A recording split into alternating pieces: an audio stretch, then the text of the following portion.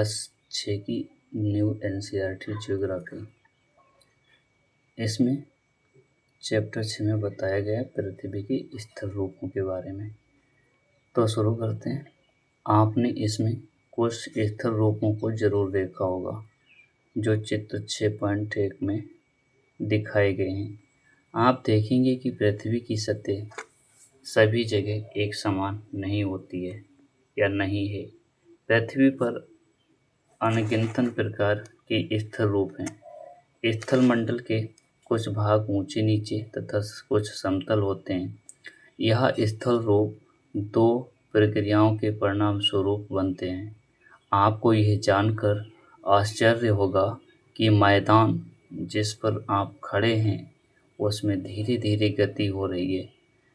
पृथ्वी के अंदर लगातार गति हो रही है। प्रथम या आंतरिक क्रिया के कारण बहुत से स्थानों पर पृथ्वी की सतह कहीं ऊपर उठ जाती है तो कहीं धंस जाती है।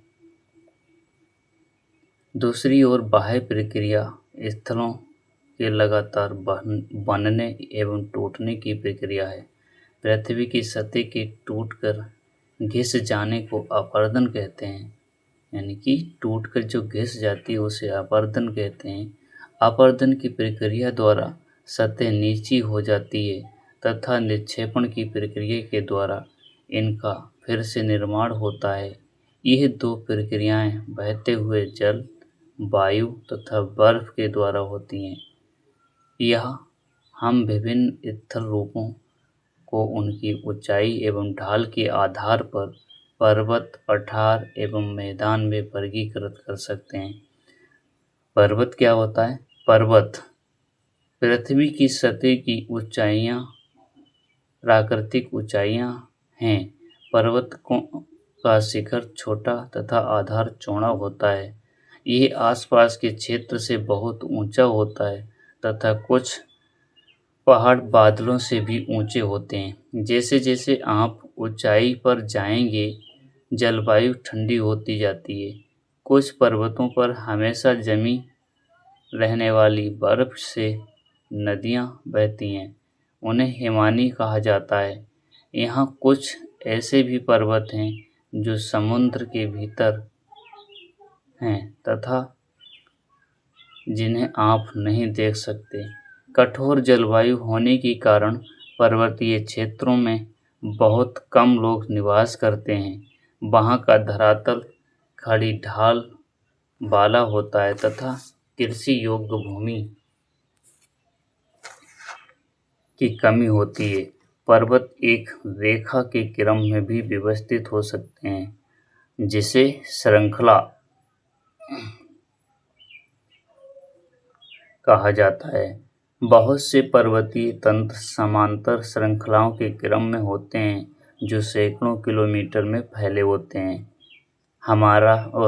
हिमालय, आल्प्स तथा एंडीज क्रमशः एशिया, यूरोप और दक्षिणी अमेरिका की पर्वत श्रृंखलाएं हैं। चित्र 5.1 में देखें।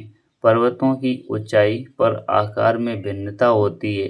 पर्वत 3 प्रकार के होते हैं: बलित पर्वत, भ्रंशोत्थ पर्वत तथा ज्वालामुखी पर्वत।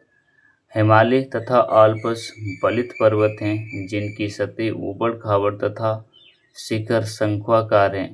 पर्वत की आरावली श्रृंखला विश्व की सबसे पुरानी आरावली पर्वत श्रृंखला है। अपरदन की प्रक्रिया के कारण यह श्रृंखला घिस गई है। उत्तरी अमेरिका के अपलेशियन तथा रूस के यूराल पर्वत गोलाकार दिखाई देते हैं एवं इनकी ऊंचाई कम है। ये बहुत पुराने बलित पर्वत हैं। जब बहुत बड़ा भाग टूट जाता है तथा ऊर्ध्वाधर रूप से विस्थापित हो जाता है तब भ्रंशोत्थ पर्वत का निर्माण होता है। ऊपरी उठे हुए खंड को उत्खंड या हार्ट्स तथा नीचे धंसे हुए भाग को द्रोणी भ्रंश या ग्रावेन कहा जाता है। यूरोप की राइन घाटी तथा वासेज पर्वत इसी तरह के पर्वत तंत्र के उदाहरण हैं। एटलस में दिए गए विश्व मानचित्र में उनकी स्थिति को देखिए तथा इस प्रकार की भू आकृतियों के कुछ और उदाहरणों का पता लगाइए। ज्वालामुखी पर्वत ज्वालामुखी क्रियाओं के कारण बनते हैं। अफ्रीका का माउंट किलिमंजारो एवं जापान का फ्यूजियामा इस तरीके के पर्वतों की उदाहरण हैं। पर्वत बहुत लाभदायक होते हैं। पर्वत जल के संग्रहगार होते हैं। बहुत सी नदियों का स्रोत पर्वतों में स्थित हिमालयों में होता है। जलाशयों के जल को लोगों तक पहुंचाया जाता है। पर्वतों के जल का उपयोग सिंचाई तथा पनबिजली के उत्पादन में किया जाता है। नदी घाटियाँ तथा वेदिकाएँ कृषि के लिए उपयुक्त होती हैं। पर्वत में अलग अलग प्रकार की वनस्पतियाँ तथा जीव जंतु पाए जाते हैं। वनों से हमें ईंधन, चारा, आश्रय तथा दूसरे उत्पाद जैसे गोंद, रेजिन इत्यादि प्राप्त होते हैं। सैलानियों के लिए पर्वतीय भाग उपयुक्त स्थान है। वे पर्वतों की यात्रा उनकी प्राकृतिक सुंदरता को देखने के लिए करते हैं। विभिन्न प्रकार के खेल जैसे paragliding, hang gliding, river rafting तथा स्कीइंग पर्वतों के प्रचलित खेल हैं। क्या आप हिमालय में स्थित कुछ ऐसे स्थानों के नाम बता सकते हैं जहां ये खेल खेले जाते हैं? ये हमारा ज्वालामुखी पर्वत है, ठीक है। अत्यधिक ज्वालामुखी और यह ज्वालामुखी पर्वत भी है, यानी कि ये लावा के आकार पर, यानी कि लावा के जो उसमें पोषक तत्व होते हैं उनके आधार पर निर्मित होते हैं। अगर जो ज़्यादा गाढ़ा होगा लावा उसमें ऊंचा शीर्ष बनेगा, ठीक है। और जिसका गाढ़ा लावा नहीं होगा तो उसका शीर्ष ऊंचा नहीं होगा। नंबर 2 पे आता है पठार। पठार उठी हुई बेसाल्ट भूमि होती है। यह आसपास के क्षेत्रों से अधिक उठा हुआ होता है तथा इसका ऊपरी भाग मेंज के समान सपाट होता है। इसकी या किसी पठार के ऊपर या एक से मतलब कि पठार के एक या एक से अधिक किनारे होते हैं जिनके ढाल खड़े होते हैं। पठारों की ऊंचाई प्रायः कुछ 100 मीटर से लेकर कई हजार मीटर तक हो सकती है। पर्वतों की तरह पठार भी नए या पुराने हो सकते हैं। भारत में दक्कन पठार पुराने पठारों में से एक है। केन्या, तंजानिया तथा युगांडा का पूर्वी अफ्रीकी पठार या ऑस्ट्रेलिया का पश्चिमी पठार इस प्रकार के उदाहरण हैं।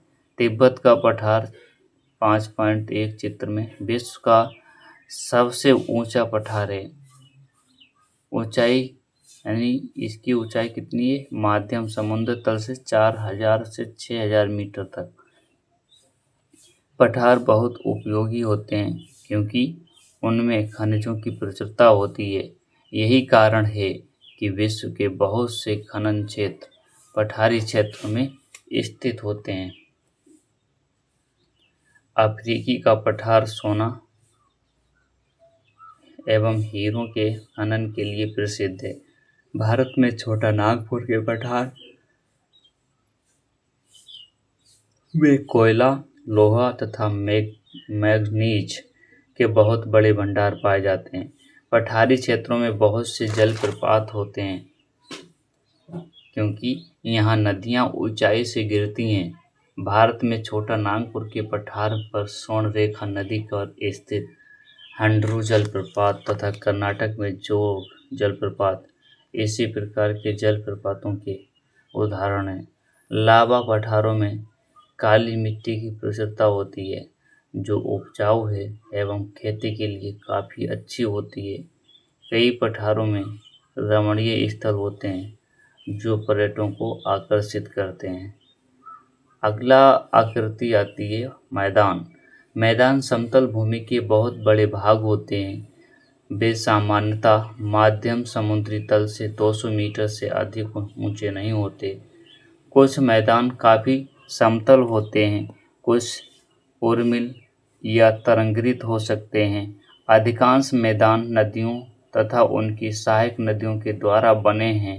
नदियाँ पर्वतों की ढालों पर नीचे की ओर बहती हैं तथा इन्हें अपरदित कर देती हैं। वे अपरदित पदार्थों को अपने साथ आगे की ओर ले जाती हैं। अपने साथ ढोए जाने वाले पदार्थ जैसे पत्थर, बालू तथा साल्ट को वे उनकी घाटियों में निक्षेपित कर देते हैं। इन्हीं निक्षेपों के मैदान का निर्माण होता है। सामान्यतः मैदान बहुत अधिक उपजाऊ होते हैं। यहाँ परिवहन के साधनों का निर्माण करना आसान होता है, इसलिए यह मैदान विश्व के सबसे अधिक जनसंख्या वाले भाग होते हैं। नदियों के द्वारा बनाए गए कुछ बड़े मैदान एशिया तथा उत्तरी अमेरिका में पाए जाते हैं। एशिया में स्थित भारत में गंगा एवं ब्रह्मपुत्र का मैदान तथा चीन में यांगत्से नदी का मैदान इसके प्रमुख उदाहरण हैं। मैदान मनुष्यों के रहने के लिए सबसे उपयोगी क्षेत्र होते हैं। यहाँ की जनसंख्या बहुत अधिक होती है क्योंकि मकानों के बनाने तथा खेतों के लिए यहाँ समतल भूमि की प्रचुरता होती है। उपजाऊ मिट्टी के कारण यह भाग खेती के लिए काफ़ी उपयुक्त होता है। भारत में गंगा का मैदान देश में सबसे अधिक जनसंख्या वाला क्षेत्र है। स्थल रूप एवं लोग। स्थल रूपों की भिन्नताओं के अनुरूप ही मानव